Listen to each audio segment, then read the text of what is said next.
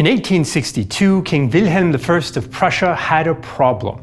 His own parliament in Berlin refused to finance his army reform.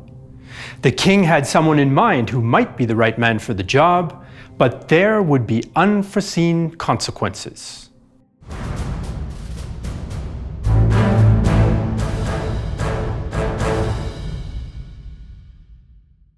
Hi, I'm Jesse Alexander, and welcome to Glory and Defeat, the story of the Franco-Prussian War. The Kingdom of Prussia no longer exists today, but in the years and decades leading up to its war with France in 1870-71, it was a rising great power. So today, we'll take a closer look at the most powerful German state of the 19th century, whose diplomacy and armies were shaking up European politics with blood and iron.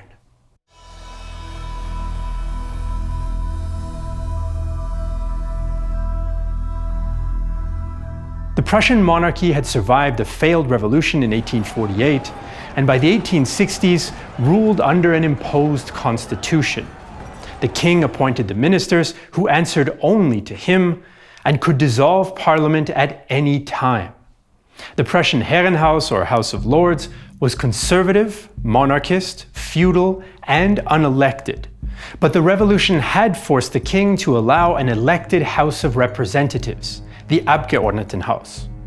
The only real power the mostly middle-class representatives had was an important one. They could exert pressure on the king by blocking the state budget. The king, since 1861, was Wilhelm I, who was a traditionalist who prioritized hierarchy, order, and behaving according to social rank. He often got angry if he thought that his royal dignity was offended, like when the House of Representatives rejected his army reform bill. The reform planned to strengthen and technically modernize the peacetime army, but without Parliament's approval, it was stalled. To resolve the deadlock, Wilhelm appointed Otto von Bismarck as Prussian Prime Minister in 1862. Bismarck's mission was simple: to enforce the king's will. The new Prime Minister made a spectacular first appearance in Parliament when he indirectly announced his ideas for a united German future. It is not by speeches and majority decisions that the great questions of the day are decided, but by iron and blood, durch Eisen und Blut. Bismarck then used a supposed loophole in the constitution to rule without an approved budget and went ahead with the army reform. This enraged the parliament, which added to criticism that Bismarck was facing for his militaristic statement. But there was also trouble abroad. Prussia was a member state of the Deutscher Bund, a loose German confederation which included all of the many different German states.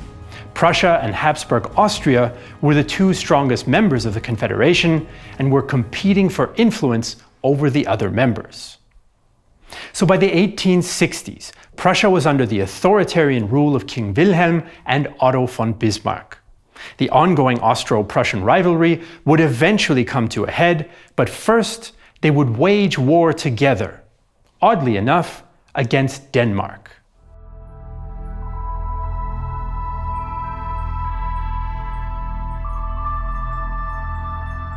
The conflict between Denmark and the German Confederation centered on a few small duchies, particularly Schleswig and Holstein.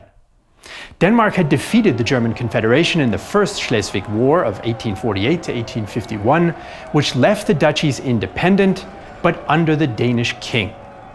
Neither side was satisfied, and in 1863, tensions boiled over again, when Danish nationalists demanded Schleswig and the cultural assimilation of its German minority. In November 1863, Danish King Christian IX signed the November Constitution, which accepted the Danish nationalist plan and violated the peace protocol from the 1848 war. The German Confederation's reaction was swift. In December, Prussian, Austrian, Saxon, and Hanoverian troops marched into Holstein without a fight. They gave the Danish government an ultimatum to withdraw the November Constitution, and when the deadline passed, the Austrian and Prussian forces entered Schleswig on the 1st of February 1864. The decisive battle of the Second Schleswig War took place on April 18th, when German units stormed the Danish defenses at the Düppel fort near the island of Alsen. The Battle of Düppel was short but fierce, as one Danish veteran recalled. As long as we still had rifles, we used them like real soldiers. I kept mine, but I saw others next to me fighting with their bare hands or biting each other's throats. A big, handsome Prussian jumped onto the chest of one of our men and trampled his face, so I jabbed my bayonet into his stomach. He fell on top of me, and I had to kick myself free. The war ended in June 1864 in a victory for the German Confederation. 8,000 lives had been lost, and Prussia and Austria gained control of the disputed duchies. After the war, British statesman Lord Palmerston reportedly summed up the complicated situation. Only 3 people have ever really understood the Schleswig-Holstein business: the Prince Consort, who's dead, a German professor who's gone mad, and I, who have forgotten all about it. Prussia and Austria had defeated Denmark and gained new territory, and Prussia's star was on the rise. There was a brief moment of peace, but then war broke out between the German-speaking victors.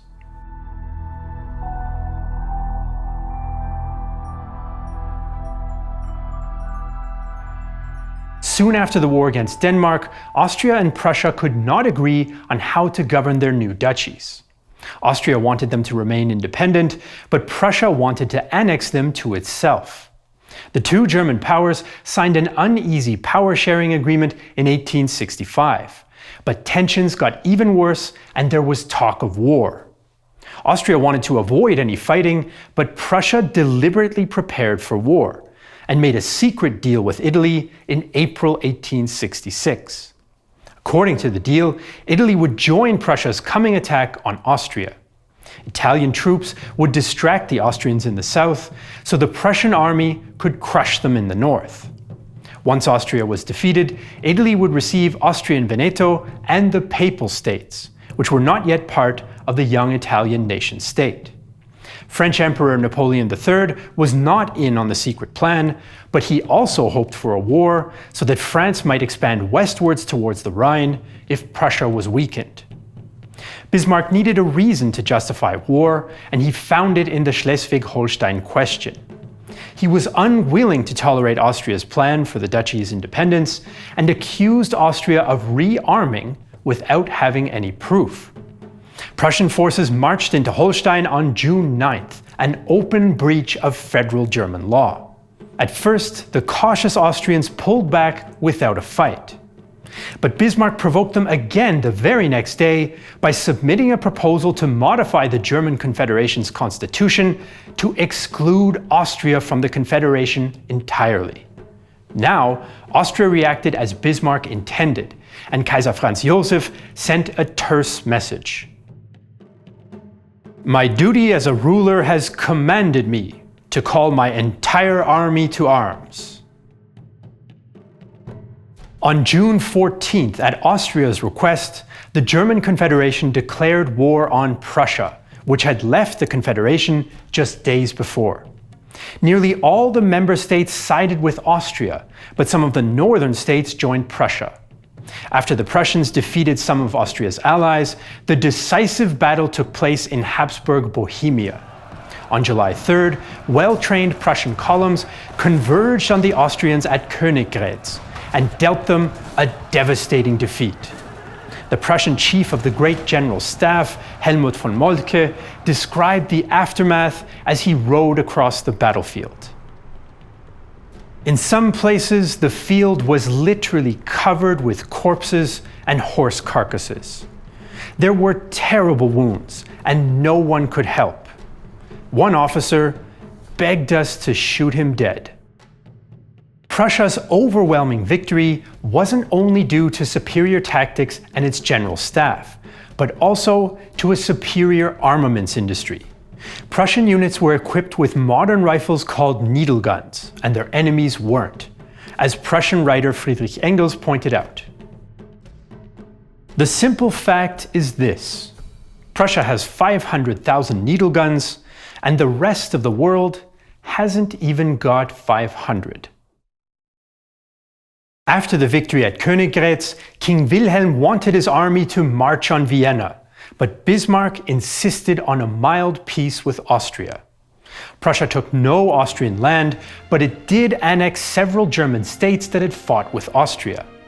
The final peace treaty was signed on August 23, 1866, and it ended the old German Confederation once and for all. His Majesty the Emperor of Austria recognizes the dissolution of the present German Confederation and gives his consent to a new arrangement of Germany without the participation of the Austrian imperial state. From now on, Prussia was able to dominate nearly all the German-speaking states outside of Austria. Bismarck imposed war reparations on some states that had fought against Prussia and forced others to reluctantly sign alliances called Schutz- and Trutzbündnisse. These treaties obligated states like the Kingdom of Bavaria to fight with Prussia in a future defensive war. His Majesty the King of Prussia and His Majesty the King of Bavaria commit, in the event of war, to placing their full war-making power at each other's disposal for the integrity of their territories. If war came again, the Prussian king would command the southern German armies as well as his own. The wars of the 1860s allowed Prussia to replace Austria as the dominant power in German lands. In 1867, Prussia formed the North German Confederation, which included all German states north of the Main River. And since 25 million of the 30 million people in the Confederation were Prussian, Bismarck was able to push through universal conscription. King Wilhelm I now commanded the largest army in Europe, and he would soon put it to spectacular use. Now, an ambitious and in-depth documentary series like Glory and Defeat can only exist with your direct support. So if you want to contribute to the project, you can go to realtimehistory.net/glory-and-defeat, and you'll even get some cool rewards in return. So join us for Glory and Defeat as we tell the story of the Franco-Prussian War week by week, only on Real Time History.